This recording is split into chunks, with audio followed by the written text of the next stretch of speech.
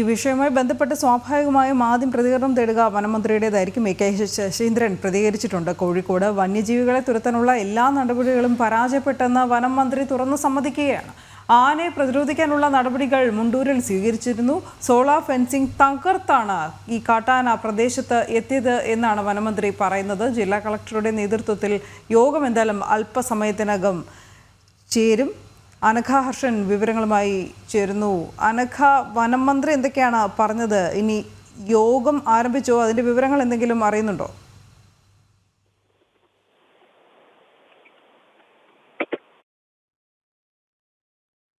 കാട്ടാനകളെ തുരത്തുന്നതിൽ വനംവകുപ്പിന്റെ പരാജയം തുറന്നു സമ്മതിച്ച് മന്ത്രി കെ ശശീന്ദ്രൻ. ഏറെ നാളായി ഈ കാട്ടാന ആക്രമണത്തിൽ അല്ലെങ്കിൽ വന്യജീവി ആക്രമണത്തിൽ നിരവധി ജീവനുകൾ സംസ്ഥാനത്ത് പൊലിയുന്ന ഒരു സാഹചര്യമുണ്ട്. ഏറ്റവും കൂടുതൽ ഒരു പക്ഷേ പ്രതിരോധത്തിലായതും വനംവകുപ്പും വനം മന്ത്രിയുമാണ്. വനമന്ത്രിക്കെതിരെയും രൂക്ഷ വിമർശനം ഉണ്ടായിരുന്നു.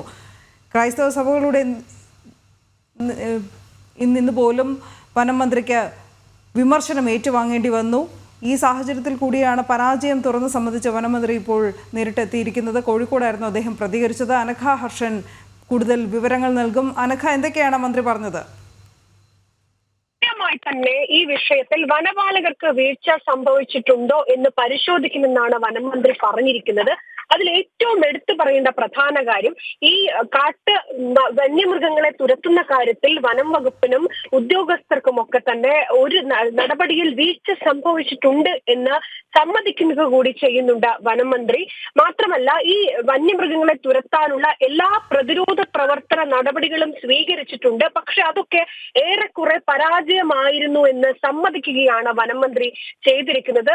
മാത്രമല്ല, ഇത്തരത്തിൽ ഇന്നലെ പാലക്കാട് കാട്ടാന ആക്രമണം ഉണ്ടായ സ്ഥലത്ത് ഈ വനം വകുപ്പ് ഉദ്യോഗസ്ഥരടക്കം അല്ലെങ്കിൽ വനംവകുപ്പിന്റെ ഭാഗത്തു നിന്ന് കൃത്യമായ നടപടികൾ സ്വീകരിച്ചിരുന്നു. ഫെൻസിംഗ് അടക്കമുള്ളവ തകർത്താണ് കാട്ടാന നാട്ടിലേക്ക് ഇറങ്ങിയത് എന്നാണ് വനം മന്ത്രി പറയുന്നത്. പക്ഷേ അപ്പോൾ ആ പ്രദേശവാസികൾ അടക്കം പറയുന്ന ഒരു കാര്യമുണ്ട്. കൃത്യമായി വനംവകുപ്പ് ഉദ്യോഗസ്ഥരാരും തന്നെ മുന്നറിയിപ്പ് നൽകിയിരുന്നില്ല. ഒരു പ്രതിരോധ മാർഗങ്ങൾ തേടാനുള്ള ഒരു മുന്നറിയിപ്പും ജനങ്ങൾക്ക് നൽകിയിരുന്നില്ല എന്നതടക്കമുള്ള കാര്യങ്ങൾ ആ പ്രദേശത്തെ ആളുകൾ പറയുന്നുണ്ട്. പക്ഷെ വനം മന്ത്രി അത് തള്ളിക്കളയുകയാണ് ചെയ്തിരിക്കുന്നത്. കൃത്യമായ ഫെൻസിംഗ് തകർത്തുകൊണ്ടാണ് അവിടേക്ക് കാട്ടാന വന്നിരിക്കുന്നത് എന്നാണ്.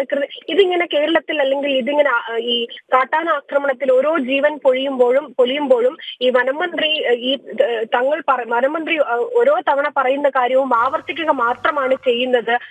കൃത്യമായി തന്നെ ഇതിന് ശാശ്വതമായ ഒരു പരിഹാരം എന്നുണ്ടാകുമെന്ന ചോദ്യത്തിന് കൃത്യമായ ഒരു ഉത്തരം വനമന്ത്രിക്ക് തരാൻ കഴിയുന്നില്ല എന്നതാണ്. എന്തായാലും നിലവിൽ ഫെൻസിംഗ് പോലും ഈ ഫെൻസിംഗ് തകർത്താണ് കാട്ടാന നാട്ടിലേക്ക് ഇറങ്ങിയിരിക്കുന്നത്. അതുകൊണ്ട് തന്നെ ഇതിന് മറ്റൊരു ബദൽ സംവിധാനം കണ്ടെത്താനുള്ള മാർഗങ്ങളായിരിക്കും അല്ലെങ്കിൽ ബദൽ സംവിധാനം പരീക്ഷിക്കും എന്നുകൂടിയാണ് നിലവിൽ വനമന്ത്രി പറഞ്ഞിരിക്കുന്നത്. മാത്രമല്ല, പാലക്കാട് മുണ്ടൂരിൽ നിലവിൽ 9 മണിക്ക് കളക്ടറുടെ നേതൃത്വത്തിൽ ഒരു യോഗം ചേരുന്നുണ്ട് എന്നാണ് ഈ വനം മന്ത്രി അറിയിച്ചിരിക്കുന്നത്. ഈ കാട്ടാനയെ പ്രതിരോധിക്കാനുള്ള നടപടികൾ അവിടെ സ്വീകരിച്ചിരുന്നു എന്നുകൂടി വനം മന്ത്രി ആവർത്തിക്കുന്നുണ്ട്. എന്തായാലും ഈ കാട്ടാനയും വന്യജീവിയും ഒക്കെ തുരത്താനുള്ള നടപടിയിൽ വനം വകുപ്പിന് കൃത്യമായൊരു ബദൽ സൃഷ്ടിക്കാൻ കഴിയുന്നില്ല എന്ന് വനമന്ത്രി കൂടി ഇന്ന് സമ്മതിച്ചിരിക്കുകയാണ്. ശരി അനഘ.